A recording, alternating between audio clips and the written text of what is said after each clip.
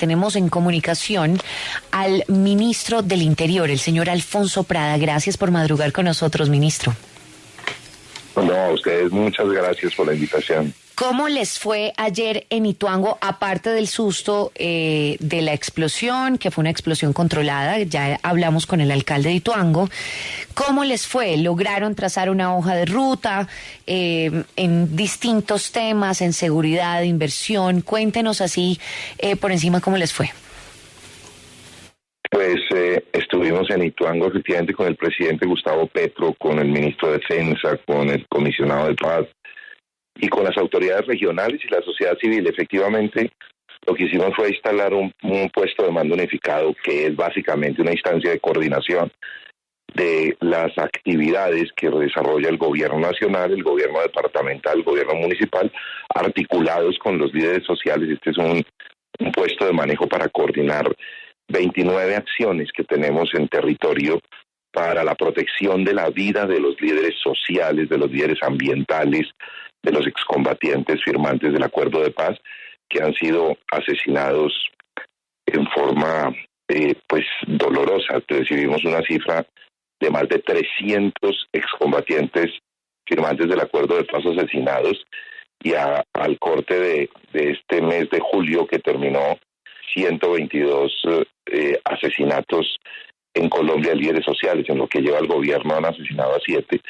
Ayer recibimos desafortunadamente la noticia del asesinato de 3 indígenas de la comunidad de Los Pastos en el sur, en el municipio de Cumbal, en el sur de Nariño, y eso nos hace priorizar enormemente las acciones de acompañamiento a los líderes sociales. A eso básicamente fuimos, y a articular toda la acción del Estado para la protección de la vida de los colombianos.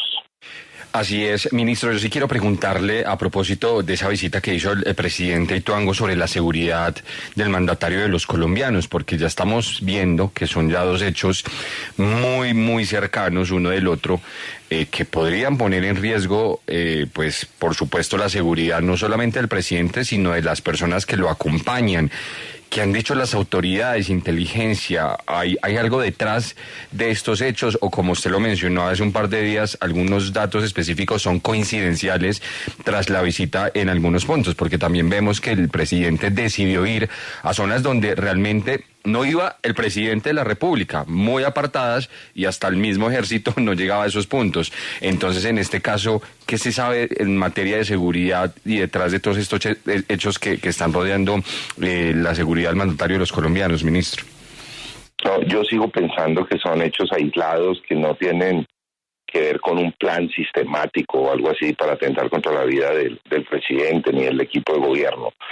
Creo que el hostigamiento que recibieron las camionetas que iban de Bucaramanga al Tarra se dio en el marco, digamos, de un encuentro, no era un retén. Yo estuve dialogando con los 3 conductores que manejaban las camionetas.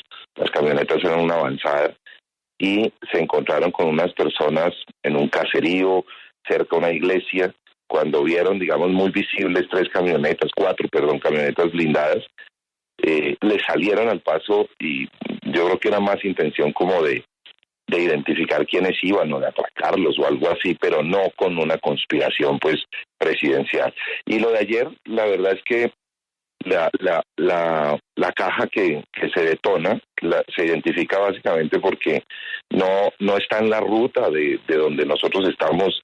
Está como a medio kilómetro realmente del sitio donde estábamos, pero no estaba en la ruta ni en la vía por donde transitamos hacia el sitio de la reunión por vía terrestre.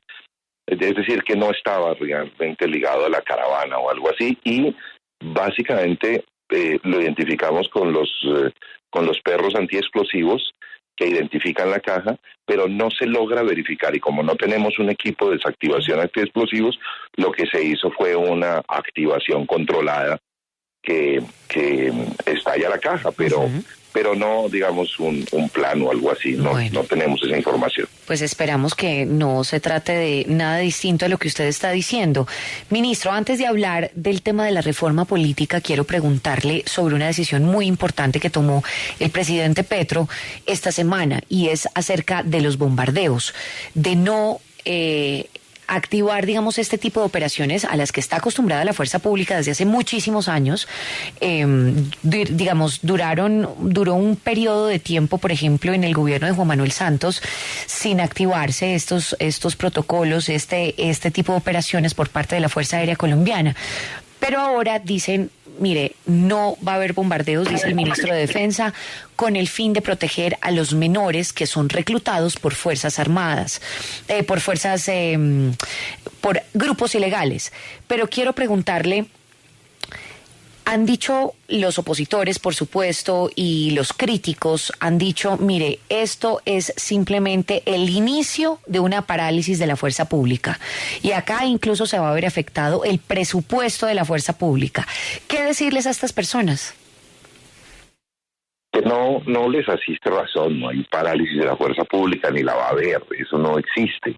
Esas son expresiones políticas que, digamos, entiendo para mantenerse seguramente vigentes, pero yo tuve la posibilidad de reunirme con el comandante del ejército del Pacífico en el Cauca. Estuvimos hace unos días en el Bordo, en el Patía, tuvimos un consejo de seguridad en el Tarra, precisamente con la misma comunidad, y ahí no hay ninguna instrucción de parálisis, todo lo contrario, ¿no? Hay una instrucción de proteger la vida de los colombianos. Ayer en Ituango también nos acompañó el ministro de Defensa, mandos militares regionales, y es todo lo contrario. Aquí lo que se está dando es una instrucción de cuidado. Y en materia de bombardeos, yo creo que la manera de verlo correcta es que hay que afinar muy en detalle la inteligencia para descartar la posibilidad de daños colaterales, especialmente contra menores y contra civiles no combatientes. De eso se trata. Recuerde usted que recibimos las noticias los colombianos de bombardeos donde murieron niños, y ahí eso está en investigación todavía, y lo que se está afinando claramente, y la instrucción es que no puede haber un bombardeo si no hay una labor de inteligencia que garantice plenamente que no hay niños y civiles. De eso se trata, de proteger la vida de los colombianos y no actuar en forma acelerada ni irresponsable. Sin embargo, ministro, precisamente sobre ese punto, pues muchas voces han indicado que lo que están haciendo es poner en riesgo a los menores, porque en este caso la guerrilla pues ya tiene pleno conocimiento que no se bombardean si hay menores en estos puntos, pues lo que hacen es reclutar menores para seguir delinquiendo en estas zonas y seguir realizando pues sus actividades ilícitas, principalmente en materia de narcotráfico. ¿Qué responder frente a eso? Porque dicen básicamente o concretamente es que van a continuar con el reclutamiento, puede ser aún más después de esta decisión por parte del presidente y el ministro de la Defensa. Es que toda la actividad del Estado debe estar dirigida a evitar precisamente el reclutamiento. Es el tema más importante, mucho más importante que el bombardeo mismo, es garantizar que los niños estén fuera y los civiles, pero particularmente los niños estén fuera del conflicto.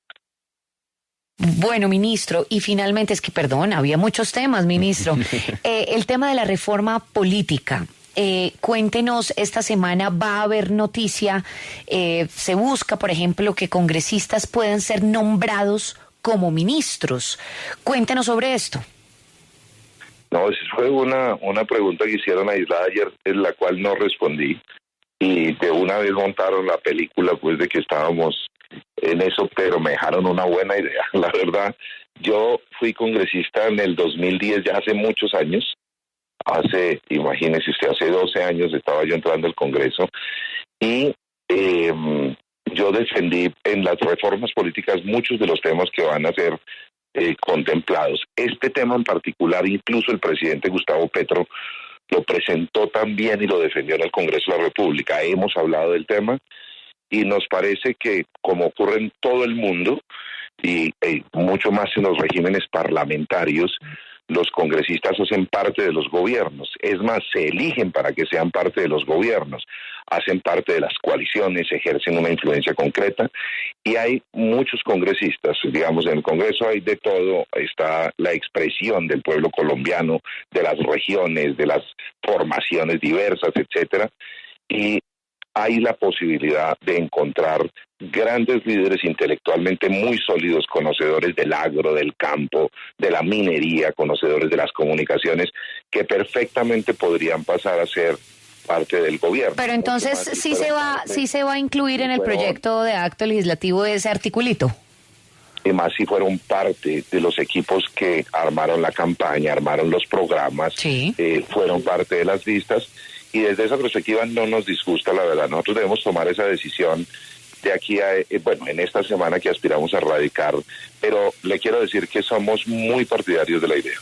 Ah, eso quiere decir que sí se va a incluir en el proyecto de acto legislativo ese artículo. Pues estamos en las revisiones finales, el propio presidente hace la revisión de los textos legislativos, estamos ya en las revisiones finales y solamente cuando haya un consenso total sobre la bondad de la medida, los argumentos que la soportan, tomamos la decisión ya de incluirlo o no en el texto final. Mientras el texto no esté presentado no hay nada.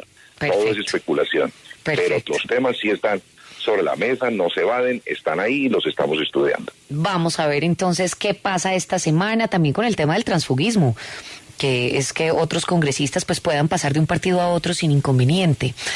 Vamos a estar muy pendientes de esa reforma política, señor ministro. Alfonso Prada, muchísimas gracias por haber estado acá en W Fin de Semana. A ustedes, muchas gracias por la invitación aquí. Oiga, ministro, ¿qué le da nostalgia? Hoy estamos hablando de la nostalgia. ¿Qué le da nostalgia a usted? Uy, no, me pone triste automáticamente porque cuando uno se mete en un cargo de estos, yo llevo una intensidad muy fuerte desde la campaña, asumí la jefatura de debate, después la preparación del gobierno, ahora ya en el ministerio, la nostalgia profunda de compartir con mi familia más tiempo, de salir a comer, de tener una vida normal, de ir a hacer el mercado, de manejar el carro y llevarlo al parqueadero, de ser una persona como lo somos todos los colombianos. Ahora, con estos temas de seguridad, con todos estos temas de ocupación tan fuerte, de viajar por todo el territorio, me da mucha nostalgia, mis hijas, mi esposa, eso da duro. Bueno, lo invitamos a participar con ese numeral me da nostalgia. Estamos hablando de la nostalgia porque hay un día en Uruguay dedicado a la nostalgia, una noche específicamente.